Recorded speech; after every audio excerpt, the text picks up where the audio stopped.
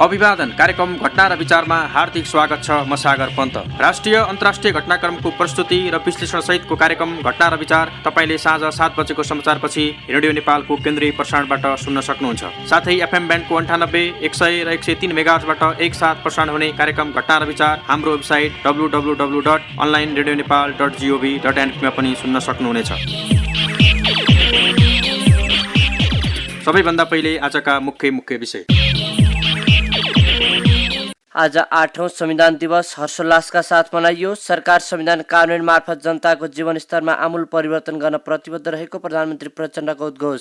संविधानको सफल कार्यान्वयन गरेर जनतालाई न्याय, सुशासन, समृद्धिको प्रत्याभूति दिलाउनु पर्ने दलका नेताहरूको भनाई। प्राप्त उपलब्धिलाई समाप्त पार्न छिटपुट रूपमा प्रयास भइरहेको उल्लेख। संसदमा पेश भएको शिक्षा विधेयकको विरोध गर्दै विद्यालय बन्द गरेर शिक्षकहरू सडकमा। विद्यालय नै बन्द गरेर आन्दोलन नगर्न शिक्षकहरूलाई सरकारवालाहरूको सुझाव। र संविधानको कार्यान्वयनको अवस्था तथा चुनौतीबारे संविधानविद खिमलाल देवकोटासँग गरिएको कुराकानी सहित उपस्थित भएका छौं।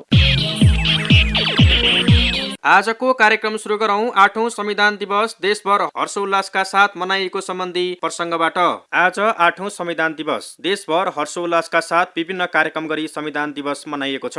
जनयुद्धको जगमा भएको 2062-63 को 19 दिने जनआन्दोलन, मधेस आन्दोलन लगायत 30 आन्दोलनका हजारौं शहीदहरूको बलिदान र घाइते बेपत्ताहरूको योगदानले आज हामी यो ठाउँमा आइपुगेका छौं। लामो राजनीतिक सङ्घर्ष, त्याग र बलिदानको प्रतिफलका रूपमा नेपालको संविधान जारी भएको आज 8 वर्ष पूरा भएको छ। नेपाली जनताले आफ्ना प्रतिनिधि मार्फत लेखेको र संविधान सभा मार्फत जारी भएको यो संविधानले विभिन्न मौलिक हक अधिकार स्थापित गरेको छ। व्यवस्था बदलिएको छ, अवस्था बदल्ने चुनौती हाम्रो सामु छ। हामीले प्राप्त गरेको उपलब्धिलाई थप संस्थागत गरेर अगाडि बढ्नु आजको आवश्यकता हो। थप सामग्री सहित सहकर्मी हरि रिमाल। लामो राजनीतिक सङ्घर्ष, त्याग र बलिदानको प्रतिफलका रूपमा नेपालको संविधान जारी भएको आज 8 वर्ष पूरा भएको छ। संघीय लोकतान्त्रिक गणतन्त्र नेपालका प्रथम राष्ट्रपति डाक्टर रामवरण यादवले 2072 असोज 3 गते नेपालको संविधान जारी भएको घोषणा गर्नुभएको थियो। सम्मानित अध्यक्षद्वारा प्रमाणित भई प्रस्तुत नेपालको संविधान आगामी 2072 साल असोज 3 गतेदेखि प्रारम्भ भएको नेपाली जनता समक्ष घोषणा गर्दछु। उक्त संविधान निर्माण भएर कार्यान्वयनमा आएको आज 8औं वर्ष पूरा भएको छ। नेकपा माओवादीले सञ्चालन गरेको जनयुद्ध र तात्कालीन 7 राजनीतिक दलले गरेको जनआन्दोलन, मधेस आन्दोलनको उपलब्धि स्वरूप नेपालमा संविधान सभा मार्फत पहिलो पटक प्रगतिशील संविधानको घोषणा भएको थियो। संविधान निर्माणमा माओवादी जनयुद्धको मुख्य भूमिका रहेको र यही संविधान मार्फत जनताका आधारभूत अधिकार सुनिश्चित भएको थियो। जनयुद्धको जगमा सम्पन्न भएको 2062-63 को संयुक्त जनआन्दोलन पश्चात मुलुक संघीय लोकतान्त्रिक गणतन्त्रको रूपमा संस्थागत भएको थियो। संविधान सभा मार्फत नयाँ संविधान निर्माण हुनु र संविधानले मुलुकलाई संघीय गणतन्त्रात्मक शासन प्रणालीका साथै धर्मनिरपेक्ष, समावेशी तथा समानुपातिक प्रतिनिधित्व सुनिश्चित गरिनुमा जनयुद्धकै योगदान रहेको आम विश्लेषण छ। संघीयता, धर्मनिरपेक्षता, समाजवाद उन्मुख संघीय लोकतान्त्रिक गणतन्त्रात्मक शासन व्यवस्था लगायतका नयाँ व्यवस्था राखिएको यो संविधान जारी हुँदा संविधान सभाको प्रक्रियामा सहभागी दलका 537 जना सभासदले हस्ताक्षर गर्नुभएको थियो। नेपालको संविधान 2072 मा 35 भाग, 308 धारा र 9 अनुसूची रहेका छन्। प्रधानमन्त्री पुष्पकमल दाहाल प्रचण्डले संविधान दिवसको अवसरमा सरकार संविधान कार्यान्वयन मार्फत जनताको जीवन स्तरमा आमूल परिवर्तन गर्ने गरी रूपान्तरणकारी अभियानमा लागेको उल्लेख गर्नुभएको छ। जनतामा राजनैतिक परिवर्तनको प्रत्याभूति गराउने अभियानको थालनी भएको बताउनुभएका प्रधानमन्त्री प्रचण्डले 10 वर्षको जनयुद्ध, 62-63 को जनआन्दोलन, मधेस आन्दोलन लगायत राजनैतिक परिवर्तनका लागि भएका तमाम आन्दोलनको यो फल आजको उपलब्धि भएको स्पष्ट पार्नु भएको छ। नेपालमा संविधान सभाबाट संविधान जारी भएको उल्लेख गर्नुभएका प्रधानमन्त्री प्रचण्डले राजनीतिक परिवर्तनका लागि जीवन उत्सर्ग गर्ने शहीदहरूप्रति श्रद्धाञ्जली अर्पण गर्दै बेपत्ता, घाइते, अपाङ्गता भएका योद्धाहरूप्रति उच्च सम्मान व्यक्त गर्नुभएको छ। थप विवरण सहित सहकर्मी निर्मला घिसिङ। प्रधानमन्त्री पुष्पकमल दाहाल प्रचण्डले सरकार संविधान कार्यान्वयन मार्फत जनताको जीवन स्तरमा आमूल परिवर्तन गर्ने रूपान्तरणकारी अभियानमा रहेको उल्लेख गर्नुभएको छ। संविधान दिवस 2080 को अवसरमा आज शुभकामना सन्देश दिनुहुँदै प्रधानमन्त्री प्रचण्डले वर्तमान सरकारले संघीय लोकतान्त्रिक गणतन्त्रलाई जनताको वास्तविक राज्य व्यवस्थामा परिणत गर्ने अभियान थालेको उल्लेख गर्नुभएको हो। प्रधानमन्त्री प्रचण्डले सरकारले सुशासन, समृद्धि र सामाजिक न्यायको मार्गलाई फराकिलो बनाउँदै लगेको उल्लेख गर्दै संविधान कार्यान्वयनमा आवश्यक पर्ने कानून निर्माणदेखि भएका कानूनको परिचालन मार्फत जनतामा राजनैतिक परिवर्तनको प्रत्याभूति गराउने अभियानको थालनी गरिएको बताउनु भएको हो। संविधान सभाबाट संविधान निर्माण हुनु नेपालमा ऐतिहासिक परिघटना भएको उल्लेख गर्दै प्रधानमन्त्री प्रचण्डले 10 वर्षको जनयुद्ध 2062-63 को जनआन्दोलन लगायत राजनैतिक परिवर्तनका लागि भएका तमाम आन्दोलनको योगफलका रूपमा नेपालमा संविधान सभाबाट संविधान जारी भएको उल्लेख गर्नु भएको छ। संविधानले संघीय लोकतान्त्रिक गणतन्त्र संस्थागत गर्दै नागरिक स्वतन्त्रता, मौलिक अधिकार, मानवाधिकार, बालिग मताधिकार, आवधिक निर्वाचन, पूर्ण प्रेस स्वतन्त्रता, स्वतन्त्र न्यायपालिका, कानूनी राज्य जस्ता लोकतन्त्रका अवयवहरूको जगमा दिगो शान्ति, सुशासन, सामाजिक न्याय र समृद्धि प्राप्तिका लागि मार्ग प्रशस्त गरेको उहाँको भनाइ छ। प्रधानमन्त्री प्रचण्डले राजनैतिक परिवर्तनका लागि जीवन उत्सर्ग गर्ने शहीदप्रति श्रद्धाञ्जली अर्पण गर्दै बेपत्ता, घाइते, अपाङ्गता भएका योद्धाहरूप्रति उच्च सम्मान व्यक्त गर्नुभएको छ। प्रचण्डले जनयुद्ध, ऐतिहासिक जनआन्दोलन, मधेस आन्दोलन सहित आदिवासी जनजाति लगायत विभिन्न समुदायका संघर्षमा सहभागी सबैप्रति आभार प्रकट गर्नुभएको छ।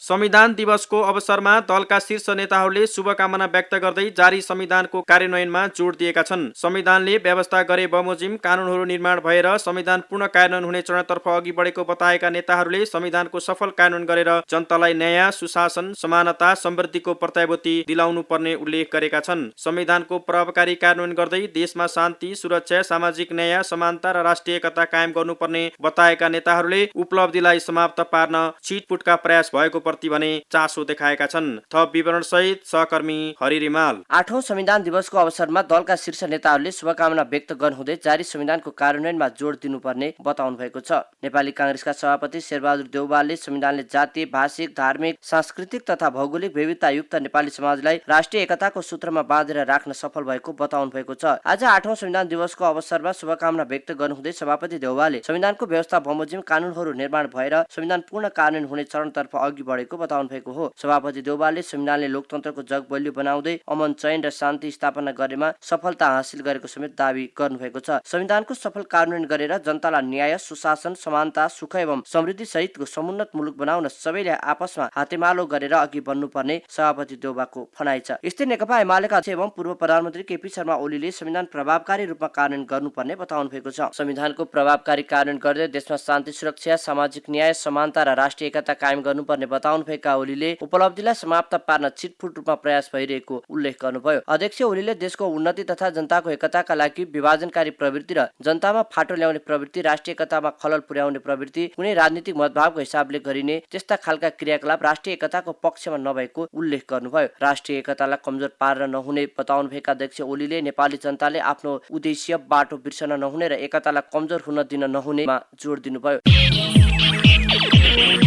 नेकपा एकीकृत समाजवादीका अध्यक्ष माधव कुमार नेपालले दलाल, नोकरशाही, पुँजीवादका कारण संविधान कार्यान्वयनमा समस्या भएको बताउनु भएको छ। पुँजीवादले नेपालको राजनीतिक अर्थतन्त्रलाई कब्जामा लिएका कारण संविधान कार्यान्वयनमा समस्या भएको बताएका नेता नेपालले देशलाई नोकरशाही, पुँजीवादको कब्जाबाट मुक्त गर्नुपर्नेमा जोड दिनुभएको छ। थप सामग्री सहित सहकर्मी निर्मला घिसिङ। नेकपा एकीकृत समाजवादीका अध्यक्ष माधव कुमार नेपालले दलाल, नोकरशाही, पुँजीवादका कारण संविधान कार्यान्वयनमा समस्या भएको बताउनु भएको छ। उपत्यकामा आज आयोजित एक कार्यक्रमलाई सम्बोधन गर्दै अध्यक्ष नेपालले दलाल, नोकरशाही, पुँजीवादले नेपालको राजनीति र अर्थतन्त्रलाई कब्जामा लिएका कारण संविधान कार्यान्वयनमा समस्या भएको बताउनु भएको हो। उहाँले पहिले देशलाई दलाल, नोकरशाही, पुँजीवादको कब्जाबाट मुक्त गर्नुपर्ने आवश्यकता रहेको बताउनुभयो। संविधानमा लेखिएको प्रावधानलाई व्यवहारमा लागू गर्ने कसरी? हाम्रो देशमा अहिले पनि दलाल, नोकरशाही, पुँजीवादले जसरी नेपालको राजनीति र अर्थतन्त्रलाई पुरै आफ्नो कब्जामा लिएको छ त्यसबाट सबभन्दा पहिले मुक्त गर्नुपर्ने आवश्यकता।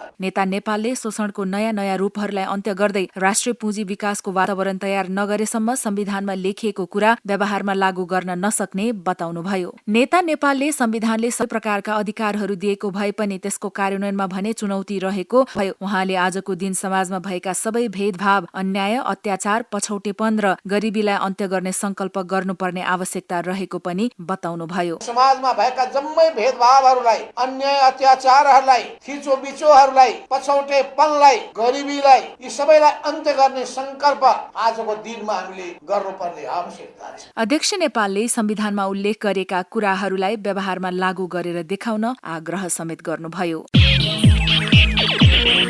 सरकारले शिक्षा क्षेत्र सुधारका लागि विद्यालय शिक्षा विधेयक संसदमा पेश गरेपछि सामुदायिक विद्यालयका शिक्षकहरू राजनीतिक अधिकार माग गर्दै सडकमा उत्रिएका छन्। विभिन्न माग राखेर सडक आन्दोलनमा होमिएका शिक्षकहरूले विधेयकमा भएका शिक्षक विरोधी माग संशोधन गर्न दबाब दिएका छन्। संसदमा पेश भएको विधेयकप्रति असन्तुष्टि जनाउँदै स्थानीय पालिका अन्तर्गत नबस्ने सहितका माग राखेका शिक्षकहरूले शिक्षकहरूलाई सरकारले विधेयक मार्फत अन्याय गरेको गुनासो गरेका छन्। थप सामग्री सहित सहकर्मी हरि रिमाल। सरकारले शिक्षा क्षेत्र सुधारका लागि विद्यालय शिक्षा विधेयक संसदमा पेश गरेपछि सामुदायिक विद्यालयका शिक्षकहरू राजनीतिक अधिकार माग गर्दै सडकमा उत्रिएका छन्। राष्ट्रिय शिक्षक महासंघको अगुवाईमा 77 वटै जिल्लाबाट काठमाडौँ आइपुगेका सामुदायिक विद्यालयका शिक्षकहरू सरकारले ल्याएको विधेयकको विरोध गर्दै विद्यालय बन्द गरेर सडक आन्दोलनमा होमिएका हुन्। सरकारले विद्यालय शिक्षा विधेयक मार्फत शिक्षा क्षेत्रको अधिकार स्थानीय तहको जिम्मामा दिने निर्णयको विरोधमा शिक्षकहरू आन्दोलित छन्। वर्षौंदेखि शक्तिको आडमा रहेर विद्यालय नजाने शिक्षकहरू स्थानीय तहको निगरानीमा पर्ने भएपछि आफ्ना माग सहित आन्दोलनमा छन्। अस्थायी प्रकृतिका शिक्षकलाई विगतका सहमतिका आधारमा थायी गर्नुपर्ने, विद्यालय कर्मचारीको दायित्व सँगै सरकारले वहन गर्नुपर्ने, स्त्री शिक्षकलाई प्राथमिक तृतीय शिक्षक सरहको दरबन्दीमा लैजानुपर्ने, सँगै शिक्षा ऐन जारी हुनुभन्दा अगाडि नियुक्त भएका शिक्षकहरूको हकमा पुरानै प्रणाली अनुसार पेन्सन हुनुपर्ने, अस्थायी प्रकृतिका शिक्षक स्थायी भएमा पेन्सन प्रयोजनका लागि अस्थायी सेवा अवधि गणना हुनुपर्ने लगायतका माग महासंघले गरेको छ। सरकारले सरकारवालासँग छलफल नै नगरी एकतर्फी ढंगले शिक्षकका कतिपय हकहितलाई ओझेलमा राख्दै शिक्षा विधेयक ल्याएको बताएका शिक्षकहरूले माग पूरा नभएसम्म आन्दोलन जारी राख्ने चेतावनी दिएका छन्। त्यसले शिक्षा सम्बन्धी कानूनलाई एकीकरण र संशोधन गर्न बनेको विधेयकले शिक्षकको सरुवा बढुवा नियुक्ति, कार्य सम्पादन, सेवा सुविधा नियमन लगायतका विषयहरू स्थानीय तह मातहत राख्ने व्यवस्था गरेको छ। त व्यवस्थाप्रति असन्तुष्टि जनाएका शिक्षकहरूले सरुवा बढुवा दरबन्दी स्थानीय पालिका अन्तर्गत नबस्ने सहितका माग राखेका छन्। सामुदायिक विद्यालयका शिक्षकहरूलाई सरकारले विधेयक मार्फत अन्यायमा पारेको उनीहरूको गुनासो छ। विद्यालय नै बन्द गरेर आन्दोलन गर्दा विद्यार्थीको हकित हनन भएको भन्दै कतिपयले आन्दोलनको आलोचना समेत गरेका छन्। सरकारी तलब खाएर विद्यालय बन्द गर्न नहुने भन्दै शिक्षकहरूलाई आन्दोलन स्थगित गर्न चौतर्फी दबाव समेत परेको छ।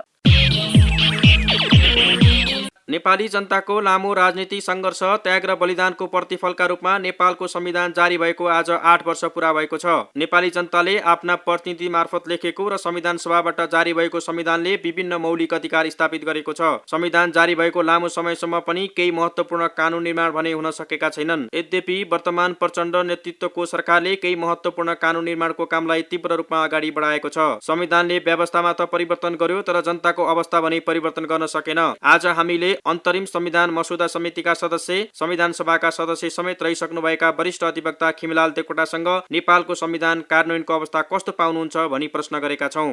आज 8औं संविधान दिवसको सन्दर्भमा सर्वप्रथम त हार्दिक शुभकामना व्यक्त गर्दछु र आजको दिनमा स्मरण गर्दाखेरि 8 वर्ष अगाडि जारी भएको संविधान अन्तर्गत संघीयता, गणतन्त्र, धर्मनिरपेक्षता, समावेशिता जस्ता महत्त्वपूर्ण 4 राजनीतिक उपलब्धिहरू संस्थागत भएका छन्। संघ, प्रदेश र स्थानीय 3टा तहले आफ्नो राज्य शक्तिको प्रयोग गर्ने थालनी भएको छ।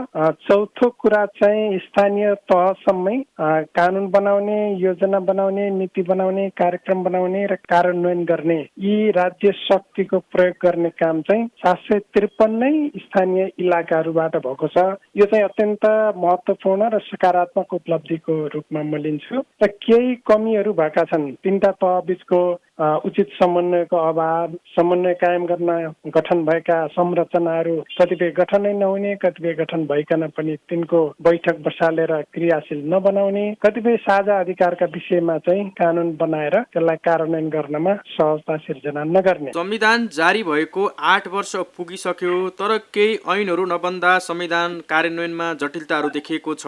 संविधानको कार्यान्वयनको लागि बन्नुपर्ने ऐनहरू बन्न किन ढिलाइ भएको होला?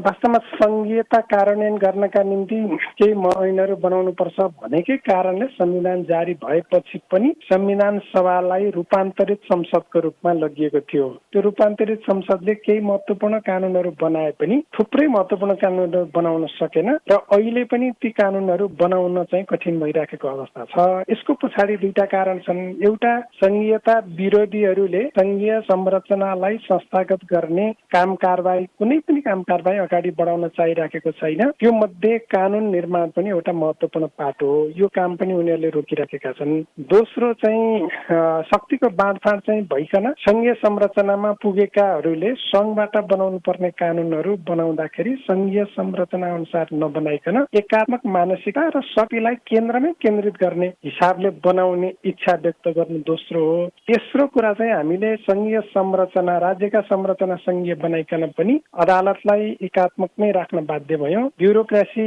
एकात्मक नै रह्यो। अरू सुरक्षा निकाय, प्रहरी लगायतका संरचनाहरू एकात्मक नै रहँदा र तिनीहरूले संघीय संरचनामा जान अनिच्छा व्यक्त गर्दा यो समस्या भएको हो भन्ने मलाई लाग्छ। संविधान जारी भइसकेपछि मुख्य गरी 10 वर्षको जनयुद्ध, जनआन्दोलन, मधेस आन्दोलन लगायतका विभिन्न आन्दोलनको प्रतिफलको स्वरूप जुन संविधान सभाबाट नयाँ संविधान जारी भयो, यो संविधानले देशलाई संघीय व्यवस्थामा लग्यो। तर यो प्रदेशको विषयमा लिएर विभिन्न संघीय सरकारका तर्फबाट चाहिँ प्रदेशलाई बलियो बनाउन पहल कदमी नभएको भन्ने पनि व्यापक गुनासोहरू छ। तपाईँ त्यसमा के भन्नुहुन्छ? मेरो यसमा 3टा टिप्पणी छ। पहिलो कुरा त हामीले संघीय संरचना बनाउँदै गर्दा पहिचान र सामर्थ्यको आधारमा बनाउनु पर्छ भनेका थियौँ। तर पछि चाहिँ पहिचानको नामै सुन्न नचाहने प्रवृत्तिका कारणले संघीय संरचना यस्तो बन्न पुग्यो जसले संघीयताको पुरा मर्म बोक्न सकेन। एउटा यो कुरा हो। दोस्रो कुरा चाहिँ संविधानले दिएको अधिकारहरू प्रदेशहरूले यथारूपमा प्रयोग गर्नका निम्ति उनीहरूको हिचकिचाट, उनीहरूको सक्षमताको अभाव, दिएका अधिकार प्रयोग गर्नेतिर भन्दा नदिएका अधिकारहरू माग्नतिर अलिक बढी केन्द्रित भयो। दोस्रो कुरा यो हो। तेस्रो कुरा, प्रदेशहरूले जति गरेका छन् गरेको कुराको सकारात्मक प्रचार नहुने, नगरेका कुरा चाहिँ बढी उछालिने र नगरेका कुरा उछाल्दै गर्दा संघीयताका कारणले यस्तो भएको हामीले त भनेकै थियौँ संघीयता चल्दैन भनेर भन्ने तर्क पुष्टि गर्नका निम्ति यसलाई दुरुपयोग गरेको सम्म हो भन्ने मलाई लाग्छ। नकारात्मक हुनुपर्ने र निराश हुनुपर्ने ठाउँ चाहिँ म देख्दिनँ। नयाँ संविधान आइसकेपछि देशमा एउटा उत्साह हुन्छ, त्यसले जनतामा आशा पैदा गर्छ, जनताका दुःखहरू अन्त्य भएर जान्छन्, समृद्धि फैलन्छ भन्ने जुन अपेक्षा थियो, जुन नेतृत्व, राजनीतिक नेतृत्वले ती कुराहरू आम जनतालाई भन्दै आउनु भएको थियो। तर पछिल्लो समय देशमा युवाहरूमा निराशा जस्तो, नेपाली युवाहरू देशैभित्र बस्न नसक्ने स्थिति, यस्तो आशावादी नभएको जस्तो यो किन भइराखेको छ? यो संविधानको दृष्टिकोणले तपाईँ के भन्नुहुन्छ? निश्चितै रूपमा संविधान सभाबाट संविधान आएपछि र संघीय लोकतान्त्रिक गणतन्त्रको संस्थागत भइसकेपछि जनताका आधारभूत समस्याहरू पनि पुरा हुन्छन् भन्ने हाम्रो परिकल्पना थियो। तर हामीले राजनीतिक प्रणाली चाहिँ बदल्यौँ, राजनीतिक परिवर्तन चाहिँ गर्यौँ। तर आर्थिक सामाजिक रूपान्तरण गर्ने जुन एजेन्डा थियो त्यो एजेन्डामा चाहिँ राज्य प्रवेश गर्न जुन ढङ्गले सक्नु पर्थ्यो त्यो ढङ्गले सकेन। त्यसो भएको हुनाले व्यवस्था बदलियो। जनताको अवस्था बदल्ने जुन काम गर्नु पर्थ्यो त्यो काम गर्ने कुरामा अलिकति तदारुकता नदेखिएको, अलिकति त्यसमा ऐक्यबद्धता नदेखिएको, अलिकति पोलिटिकल विल पनि अलिकति कमी भएको, यी कुरा चाहिँ साँचो हो। त्यस कारणले गर्दाखेरि आधारभूत जनताको आधारभूत समस्यामा समाधान नभएका कारणले प्राप्त भएको राजनीतिक उपलब्धि प्रति पनि नकारात्मक टिप्पणी हुन पुगेको हो। यो अवधिबाट हामीले शिक्षा लिएर अब आर्थिक सामाजिक रूपान्तरणको एजेन्डालाई प्राथमिकतामा राखेर अगाडि बढ्नुपर्छ भन्ने शिक्षाका रूपमा लिएर अगाडि बढ्नुपर्छ भन्ने मलाई लाग्छ। उहाँ हुनुहुन्थ्यो संविधान सभाका सदस्य तथा वरिष्ठ अधिवक्ता खिमलाल देवकोटा। हवस् त, यिनै विषयका साथ आजलाई कार्यक्रम घटना र विचार यति नै। भोलि विविध विषयका साथ उपस्थित हुने नै छौँ। तबसम्मका लागि कार्यक्रमबाट सहकर्मी निर्मला घिसिङ र हरि रिमालसँगै कार्यक्रम संयोजक म सागर पन्त बिदा हुन्छौँ। नमस्कार।